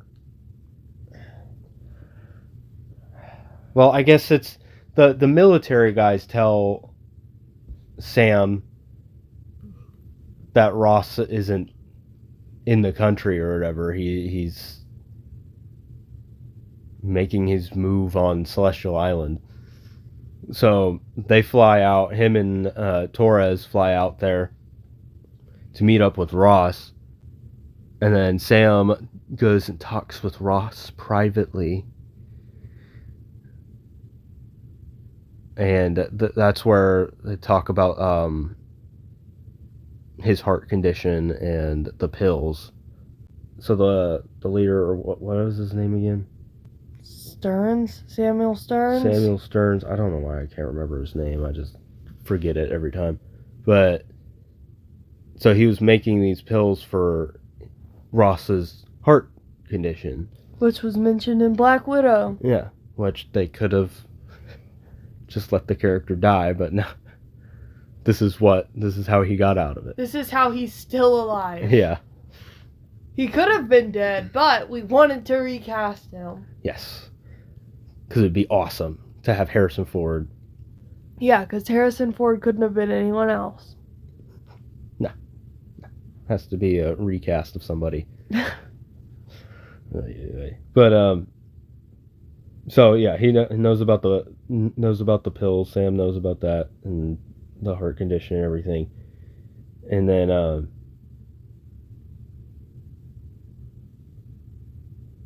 he gets him to what? Sam doesn't know about the heart condition because the leader kills that guy, the military dude, right when he gets the phone call. Sam has scans of Ross's heart from the lab, and he goes in there and he asks him, why does he have this? What's going on? What is he making you pills for? And then Ross yells. He's like, because I was dying. Yeah. So Sam knows now. Yeah. But he didn't know before. Like, Ross had No, yeah. He, pressured it out of Ross. Yeah, and Ross is like... He's Ross is tweaking out. Yeah. He's turning a tinge of red or something. He's having a hard time. His calves are starting to swell. He's going to bust his slacks. Yeah, they showed that multiple times. His slacks getting big. His calves are getting muscular. Yeah. But so then we have the two pilots that are brainwashed as well. Yeah. Trying to fire on the Japanese, and Sam and Torres go out there to take care of it. Oh, and Torres just gets shot out of the sky like Sam was just up there to watch.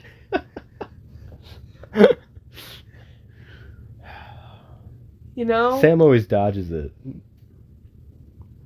It's like I was up there just to watch. My wingman Torres. Keeps happening over and over again. But when does Ross start hulking out in the hallway? He starts hulking out while they're up there, flying around. Yeah. Yeah, because he's just like letting the leader talk to him. Why doesn't he hang up? Yeah. He's just like. Well, he has it on his. He could just take the headset off. He has it on his headset or something. Yeah. And. Mr. President, are you okay?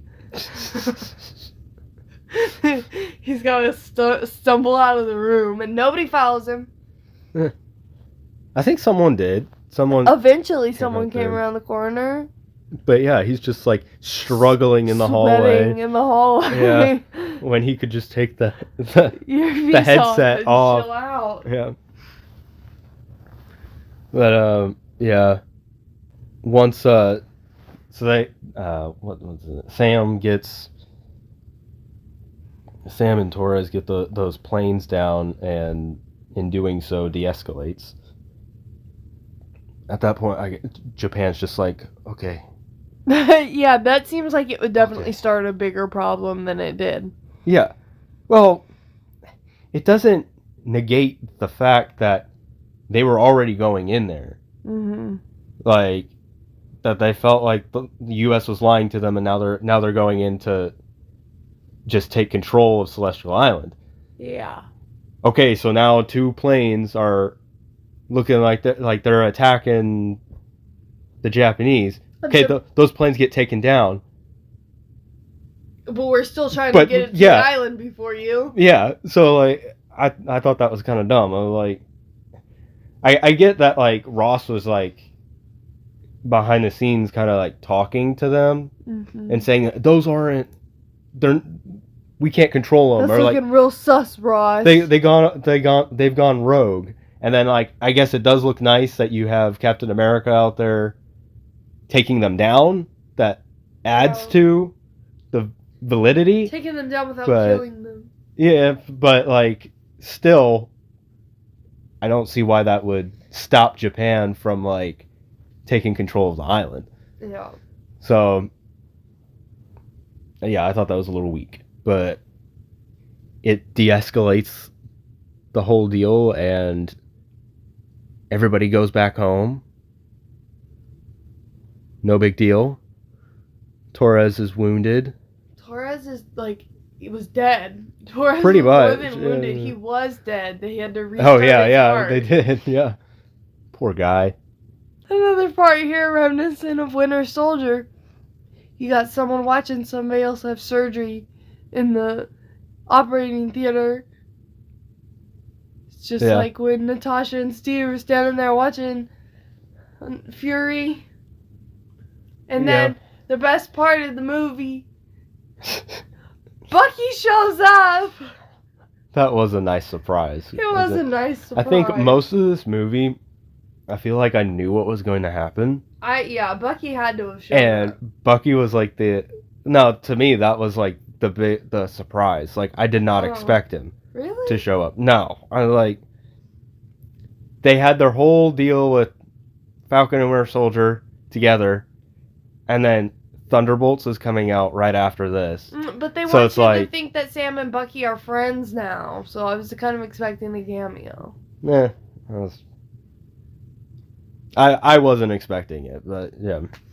Honestly, I think that there's a genuinely better shot of Bucky becoming best friends with Zemo than Sam. Probably, yeah. But we're not here to talk about that. That's a tangent. Well, now Bucky is running for congressman or something. Which is insane. But okay.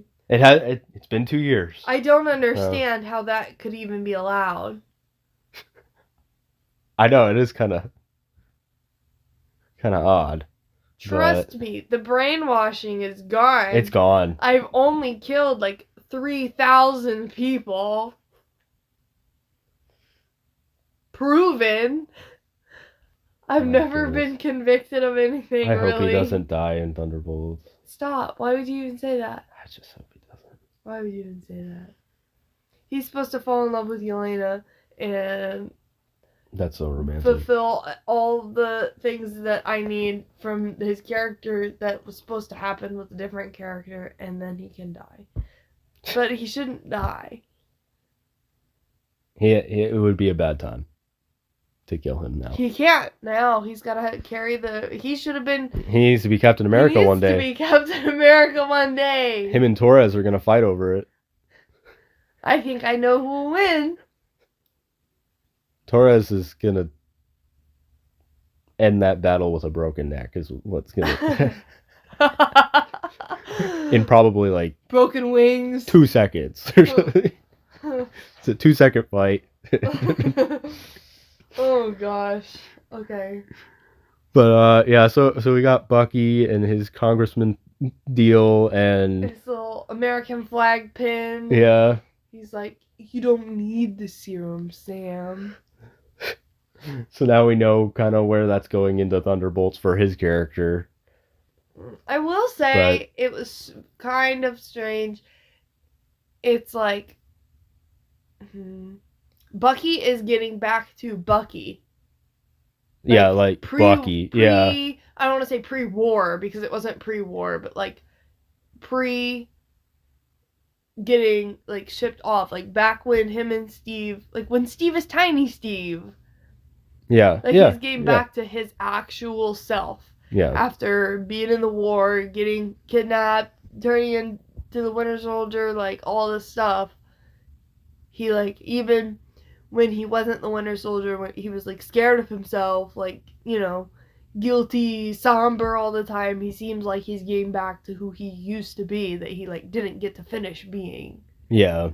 Yeah. So it is interesting. This whole like, yeah, the congressman deal, crazy. That feels like it's like all that Winter Soldier stuff, all that feeling bad for himself, all that was like, yeah, that just like not him. Yeah. So it feels like, yes, Bucky from before the war, before he went, Yeah. and then now him being a car like that. That's the connection. connection. Yeah, those two parts are like his real life. Everything in between was like a hassle. And and then he's going to go into Thunderbolts from this, so he's going back a step. Yeah, we'll see. I feel like he's like in like leadership, as far as we've seen, with him being like now he's in the government, and he's like he's like a senior. Literally. Yeah, senior member of the MCU or whatever, but like. Also, literally. And literally, yes. But I feel like he's even though he'll be like in battle in Thunderbolts, it's still like his new life kind of thing. Like, I saw a thing that said he didn't enlist. He was drafted. yeah. So like he never wanted any of it. Like none of it was his choice, and look at all the terrible things that have happened. Yeah. I thought that was interesting. But we're not here to talk about that. So Bucky says he loves Sam, which made me gag, and then that's pretty romantic. No. Then we move on to Ross talking to Betty for the first time. Oh my god. In 30 million years. I was shaking. I was shaking in my boots. I was shaking in my movie theater seat. Bucky was just there. Now we're talking to Betty, who doesn't matter except for the fact that she completely dropped off the face of the earth, which makes her that much more mysterious. And everyone else has come back except for her. So the anticipation has just been building and building. And I don't know why, but for some reason I thought there was no way in heck this actress is coming back for this. This is so beneath her, even though I don't even know her name. Yeah, you didn't even think that it was her on the phone. No, I thought that they were piecing clips together because she sounded so disinterested and disjointed. And that's how I've always seen her. Which I never got before, but I understand now. I should have come and seen you. After the assassination attempt. It seemed like she was, like, they called her and recorded the phone call, and she just read the lines off a sheet of paper with no dialogue back. Yep. Like, no interaction. That is what it sounds like, she just read it off of a piece of printer paper, like, as blankly as she could to fulfill a contract, and then was just done. Hi, Dad. Yeah. Yeah. No emotion, nothing. It's like sheepish. Not even sheepish, that's too much emotion. Oh, yeah, so that they have a talk about just wanting to get to see each other again. But it doesn't really sound like anybody wants to. They just have to say it. It sounds, yeah, like it's just, I think it's alright. It sounds like uneasy, but they haven't seen each other in so long that it's kind of like, how do you act? But, so he talks to her, and then, like, here was what I thought. I thought that if it was her on the phone, that she was being held hostage. Because I knew from the trailers that the part where he turns into the Hulk was coming up. So I was like, oh, this is how it happens. The leader has her against her will, and that's the only reason she's even talking to her dad, because she doesn't like him. So she wouldn't just talk to him on her own. She's being forced to talk to him. She's a hostage, and her dad's going to find out, and it's going to make him upset. And he's going to turn into the Hulk. And I was really confused when that never happened. Because I was like, oh, okay, I was expected to believe that that was a real phone call? Yep. That was real. But, yeah, so he goes out there to give some speech or something. I can't remember what all these speeches are about. But He goes out there, and then we go to like Sam sitting on a bench, and already? Wow. Yeah. That was quick. Yeah, already. He's already. It's about time. He's about to pass the shield off. Took too long, honestly. Sitting on that bench. Here comes Bucky. Oh. Passes off the shield. But wait, there's Torres. That could be dealt with in 2 seconds. Okay, no, but really, he's sitting on a bench. And Severus Snape comes up. What's his name again? Wait, I'm sitting here rubbing my eye, trying to visualize this scene, and then you say that, and I really picture Snape. So, his name is Samuel Stearns. Samuel Stearns shows up. But I think we can call him Severus Snape for the rest of the episode. Yeah. I don't know. But Samuel over here starts talking with Cap. I don't think that he can be called Cap. Let's just call him Sam, okay? Samuel and Sam. Severus and Sam, if you will. Sam and Sam. Samuel and Sam. They start having a conversation, and basically he had to give himself up to. Well, that's what the probabilities told him. Yeah, okay. He had to give himself up to make sure that Ross turned into Red Hulk. But did he really need to give himself up? Because he think could so. have just broadcast that message over the speakers. Yeah. Because that's what made him mad. Yeah. Like, I don't get it. Like, I think maybe he saw that, like, he was somehow that. Well, the reporter phone call, she was like, I just have information that the that's what it was. is saying that you held him hostage and made him help you? What is that? And he was like, which is completely unrealistic. What happens next, where he's trying to violently explain himself.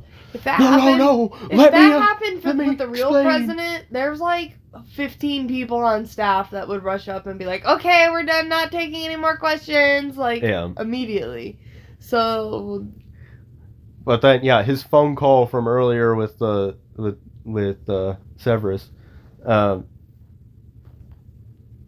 starts playing on the speakers out there, basically giving himself away. And then he's trying to explain himself. Wait, let me explain myself. And then he gets all mad. No, I have to explain. I'm gonna get canceled. Yeah. Then he gets all angry. And then he gets all red. And all his employees pull guns on him. Hot and bothered. Stop. That's not appropriate. This is an appropriate podcast. This is appropriate. That's why I said heck earlier. He turns into the Red Hulk, and he gets up to the podium and he goes, "Rah!" Which we saw in the trailers. Yep. And then they start shooting him. Why would you do that? I do not understand. We talked about this in Venom podcast. You shoot something and it doesn't work, so you keep shooting it. How many times has Bruce lost his mind and been shot at? It doesn't work. Mm-mm. You don't know how to deal with a Hulk by now? Like, not everyone has access to, How do you deal with a Hulk, though? Like, there's news footage of the Avengers dealing with Bruce, Veronica. You need Natasha. Oh my god. You know what you need? You need Betty. Shut up. You need Betty. You need Betty. Betty is we talked about this. She's the OG. Go listen to the Incredible Hulk podcast. There's nothing special about Natasha. She just followed what Betty did. That's it. She just copied Betty. All we need is Betty. Okay? Don't worry. Sam takes care of it. Well, the sun was getting real low. But I did like this when Sam comes in to handle Red Hulk. Yeah, handle him, and he destroys Again, the entire White House. Yeah, I mean, that kind of sucks. But I like how we got like in Incredible Hulk, we got more like a better, I think, presentation of like Hulk powers, because immediately he did the clap thing. Yeah, which I feel like I've never seen before in a movie. We've only seen it in Incredible Hulk. Like Mark Ruffalo we've never seen it. Well, Mark Ruffalo. So that's a whole new category of conversation. Wait till we talk about that in Avengers, okay? But yeah, so this one, he immediately used that skill on Sam, and first time hulking out. Yeah, first go, and then like we get like a good look at him using his ability to like jump super far. Oh yeah.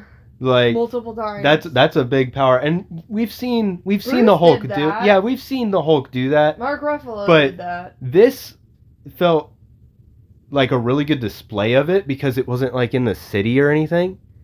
It was like he was jumping like okay, but not from building to building or anything like that. It was just like you could see the distance that he got. That's a better way to put it. Yeah. You could see how far he could go. And yeah, but yeah, he scuffed up the Washington Monument, so that thing's gone through some. Seriously, that's what I was thinking about. If Peter's teachers were in there with another field trip, that would be hilarious. Not again. We need Spider-Man. It's those witches. I'm not losing another kid. I can't lose another kid. I can't lose a kid on a field trip. Not again. But yeah, so Cap. No. Sam. Yes. Leads Red Hulk over to the cherry blossoms. He's gonna talk him down with all his therapy skills. How sweet. Remember, you used to come here with Betty. It didn't work. Dang it. Okay, now I'm gonna start talking to him like Bruce. Hey, big guy. Sun's getting real low. It would have been funny if he did that. I was waiting for it. I would have laughed. Like, because he at least try it. He can do nothing. Yeah. That's one of the very few things that you can try. Yeah. But before he talks him down, he does go to battle with him. He tries to fight him. Yeah. Which I think Red Hulk was unnecessarily going easy on him. Yeah. He stabbed him with one of his wings and used the built up power or whatever in it on him, which I thought was like I thought it could have worked. That's a good strategy, I guess. It was an accident, kind of. Yeah, but like if you led with that, then yeah, that could might work. I was surprised that like. I guess I just don't notice it because I know the Hulk bleeds. We've seen it, but like I felt like this one was like bleeding quite a bit, like getting cut a lot by the wings and all that. Sam is so powerful. Yeah, he is. My goodness. Again, surprised because in my mind, a lot of things happened, but in my mind, like. The Avengers team, Sam has been on it for a while, and they were all together for a while. They would have, like, had to have trained together and, like, kind of, like, not fought each other, but, like, sparred off of each other, and, yeah, like, you don't have techniques for dealing with the Hulk, like, especially the Hulk, someone who's not in control of himself. You would think that everyone would have some level of if it's for any reason, if it's just me, these are the things I can do. Like, even if they're only slightly. Here's the things you can do. You call Tony. Like, I don't know. It's just a little disappointing to see. Like, I mean, you've been on a team with someone and you have pretty much you're just guessing at what to do.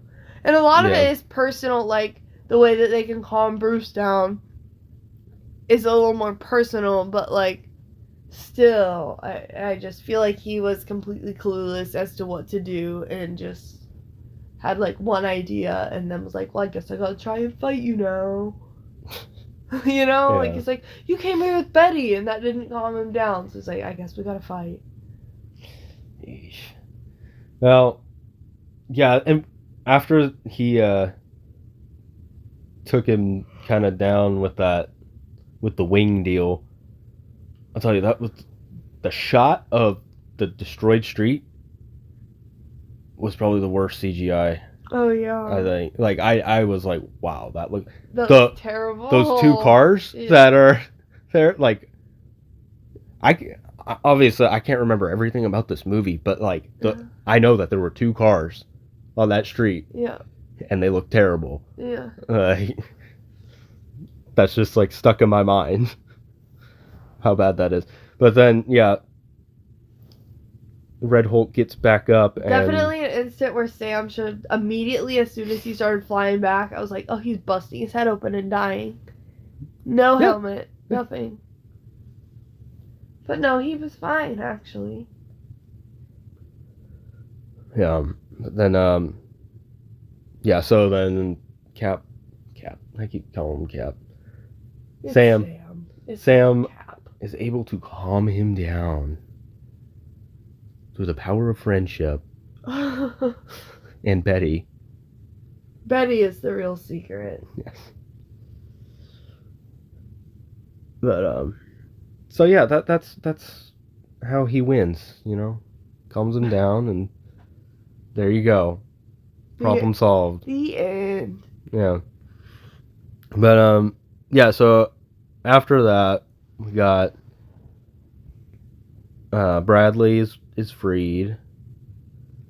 He gets his suit back. Yeah, well, that was nice. Yeah. And then we get a little bit of Sam talking to Torres and how Torres wants an upgraded suit. I was waiting for it right here. They show Sam waiting for him in the hospital. I was like, if he turns on the Trouble Man soundtrack for this poor child laying here in the hospital, waiting for him to wake up, like Sam always just sits there and turns on the music and waits for the person in the hospital to wake up. Oh yeah. So yeah, we get that, and then I love it. We get to see the raft again. I love every instance that we get the raft. I think it's a great location to bring back.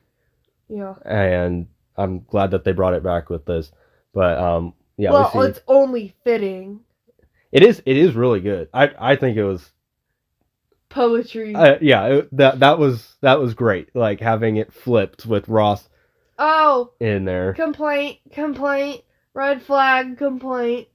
I don't remember when I wanted to bring this up, and I don't remember when it happened.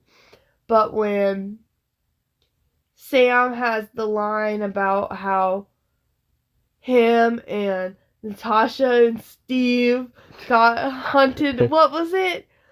Like they were getting hunted down because of the Sokovia Accords. There was someone else there.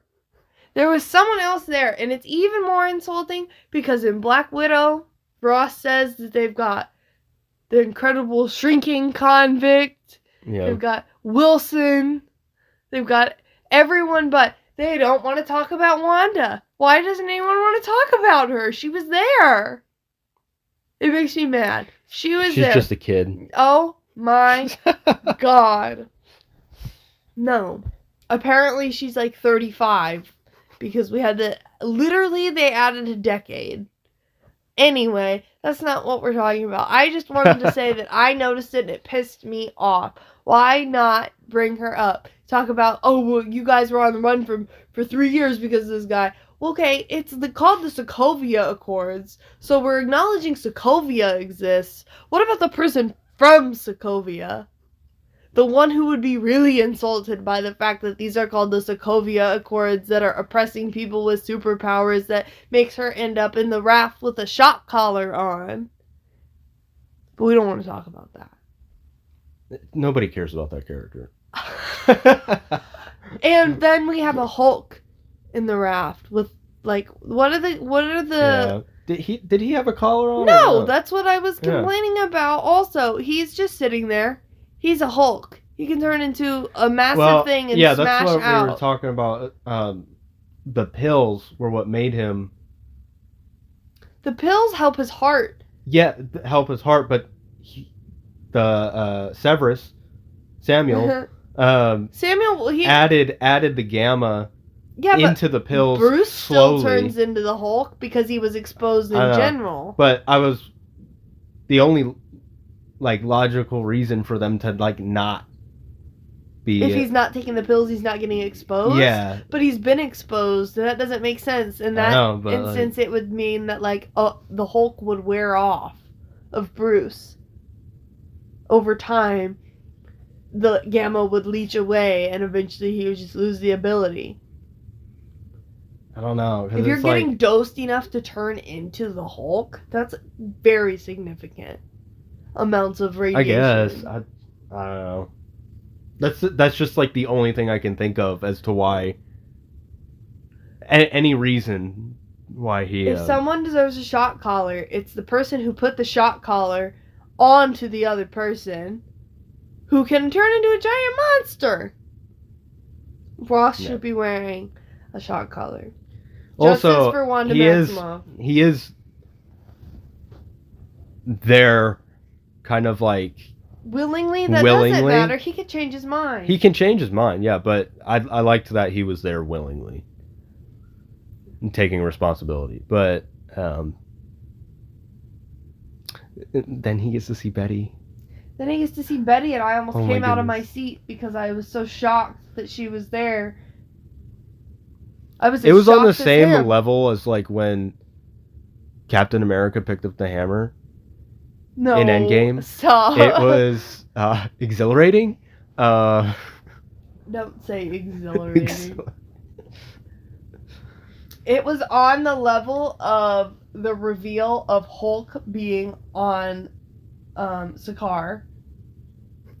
I guess. And like, we're like, oh my gosh! They actually got the actress to come out and show her face. After all this time! Yeah. It's Betty! Oh, wow. Hey, Dad. Hey, Dad. Maybe we can talk. Take a rain check on that walk. Uh-huh. So, yeah. Then we get all the credits, and then the end credit. The one end credit. The one end credit, which wasn't that big a deal. It's a massive deal. We did not know about the multiverse before. I guess it's just Sam that doesn't know about it. Brand spanking new news. Well, no, because nobody talks to each other anymore. It's true. If they were all on a team. If they were all friends, yeah, they would know. But apparently they don't care about each other at all. Actually, they should probably just be trying to kill each other all the time because they hate each other so much. Nobody cares about it. So what we're talking about is Samuel telling Sam that he needs to like be prepared, I guess, for... You need to take that super soldier serum because things are... He does need to take it. He really does. He does, because he's a loser. But, what? He said something like that Sam is, you know, protecting this Earth, but there's all these other Earths or something. And... Basically, he needs like, to be wait prepared. till you have to protect it from something real. You think you've had to protect it from something serious at this point? Wait till all of the Earths are... Yeah, you didn't save it from anything. You think you're doing such a good job? Wait till something actually happens. Yeah. Which it's... That's kind of crazy to say to Sam, who was blipped and fought Thanos, though. So it is, yeah, it is. But still, he is weak. Yeah, he is. That's yeah. But yeah, it's just weird to get something like that because That seems like old news. yeah, we know about that. We've known about that for a long time, and like we know, Avengers Doomsday is coming up. It's probably gonna be like Battle World stuff or bunch of mix of all kinds of multiverse people, and even with Kang, which is like a scrapped storyline now. It was like leading to the same thing.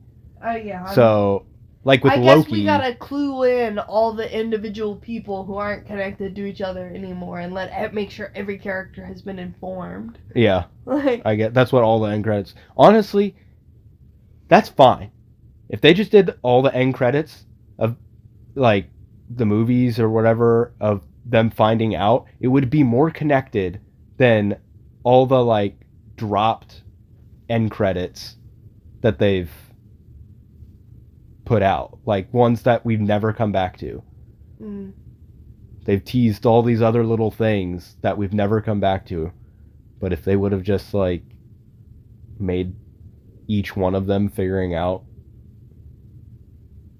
about the multiverse, then it would have been fun. It would have been cleaner. Well, if there's one thing about the MCU right now, it's not clean. No, it's not. Overall, what did you think of Captain America Brave New World? It's in my bottom 10. Not because the visual quality overall was bad. Not because the story quality overall was bad. And not necessarily because it's like a terrible movie. I just didn't really like it because there wasn't anything for me to like. Mm-hmm. And it felt like a second-rate movie. Yeah. Like, the characters weren't there for me personally. Like, I'm not super interested in anything that went on. But also, it wasn't, like, super involved or, like, exciting on top of that. So it's just down there. Fair enough. I would be curious to know cause they did so many reshoots. Did the reshoots save it? I almost think they probably had to have, because they added Sidewinder and they changed the effects for the leader on top of other stuff that I don't know about. I haven't really looked into it, but I think the reshoots probably saved it in this instance, which might be the only time that that's ever happened. Yeah. So good on them, I guess, for working to save something. Could have been worse. How about you do it right the first time? Yeah, I would like that. Let's try for that now. Well, yeah, my overall thoughts on it is it was better than I thought it was going to be. Yeah. I feel like we maybe beat it up quite a bit through this, but I did think it was better than what I was expecting. I was expecting it to be like She-Hulk of the Marvels quality, and it's better than that. Yeah. Like you said something about like it's on like the same level as Shang-Chi or something. Which I didn't enjoy Shang-Chi. I know that some people really like went hard for it, but like I'm not interested. It wasn't something that caught my eye, and some of the effects were lackluster. I feel like that was missing some explanation. So like for different reasons. I agree. Like for different reasons, I think they're on the same level. See, but you enjoy Shang-Chi more than me. Yeah, it's still not one of my favorites. It's in the same like level as this. Like it's okay, but in my it's no Iron Man movie. Yeah, this is like lower than Guardians. Lower than the first Ant-Man movie, but better than like the Marvels. It's better than the Marvels. It's above that, but yeah, I guess I'd probably say I like Ant-Man better than this movie. Now the third Ant-Man, this might be a little bit better than the third one. No, this is better than that. Than the third Ant-Man movie Like, for me. Like, this might be, like, the title just above This that. this might be on par with Ant-Man and the Wasp. I like Ant-Man and the Wasp better. I think it might be in there. But that might be what's right above this one. Maybe, yeah, maybe. Like, it's close. Yeah, like, it's right above. Like, it goes Ant-Man and the Wasp, Captain America: Brave New World. That's funny. Yeah. But, yeah, what else? I thought that, obviously, Sidewinder, I wish a little more focus on him. Well, they didn't kill him for sure. But, yeah, they didn't kill him. I just think it may have been a little overstuffed with Red Hulk, leader, and Sidewinder. To be overstuffed so that I didn't get bored of Sam. Maybe, yeah. It didn't have a lot of slow moments. I also, like, I felt like I already knew what was happening too often. Some of it from the trailer, some of it just being obvious. So, like, I would have enjoyed it more. Like, I like the leader and, like, the brainwashing stuff, but, like, it could have been a little more clever. Yeah, especially if he's supposed to be a big brain guy. Yeah, like, I want to be surprised by some stuff, and I felt like I knew the next move before it happened throughout the movie. That's a good way of putting it. Yeah, I could kind of, like, guess how this was gonna go. Yeah. So, but yeah, I didn't really care much for Sam during it, which is terrible because it's his movie. Yeah. What a shame. No mention of his sister. Nothing. We're not even doing a great job of connecting what little character he has. Yeah. I don't really care.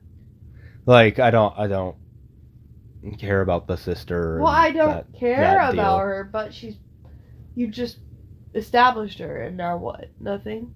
Yeah. Oh, I'm you know what's gonna happen? Thunderbolts. Bucky's gonna give her a call. Oh, God almighty. No. Turn your gaze towards Yelena. Turn your gaze. Yeah. Well, it won't be hard. Just you wait. That'll be the best thing to happen in 3 years in Marvel. At least 3 years. It would be great. It would be. It will be. The Thunderbolts will be the best Marvel project in at least 3 years. Well, we'll see. I am still, ever since we got that second trailer, I'm a little more nervous about how it's going to go just because of the villain being Void. So, like, all the punching, shooting people that are on this team are going up against MCU's Superman, basically. Well, I have faith. We'll figure it out. So, yes, it's gonna be another like this movie. It's gonna be another we stop him through friendship. We'll see. It's still pretty early for their trailer wise. They could be holding back something. So we'll see. I just keep seeing the shot of Red Guardian flying through the window. I love him so much. Listen. We do not have time to continue down this road. No, we don't. We got to wrap this up. All right. Thank you for listening. Thank you for listening to my... If you made it this far, you must like what I have to say, because I kind of popped off on this one. Yeah. Yeah, so be sure to leave us a comment. Please. I want to talk to you about this stuff. Come on. Yeah. Clearly I have opinions. Give me yours. Vote in our poll this go around. And it's available for 24 hours. The day this uploads, on. It's available to vote on Instagram, Blue Ghost Review, and Two Ghost Review. We'll both have the same poll. Check that out, and we'll see you guys next time for maybe your friendly neighborhood Spider-Man. I think that's what's next. So Great. yeah. So watch that, and we'll see you guys next time.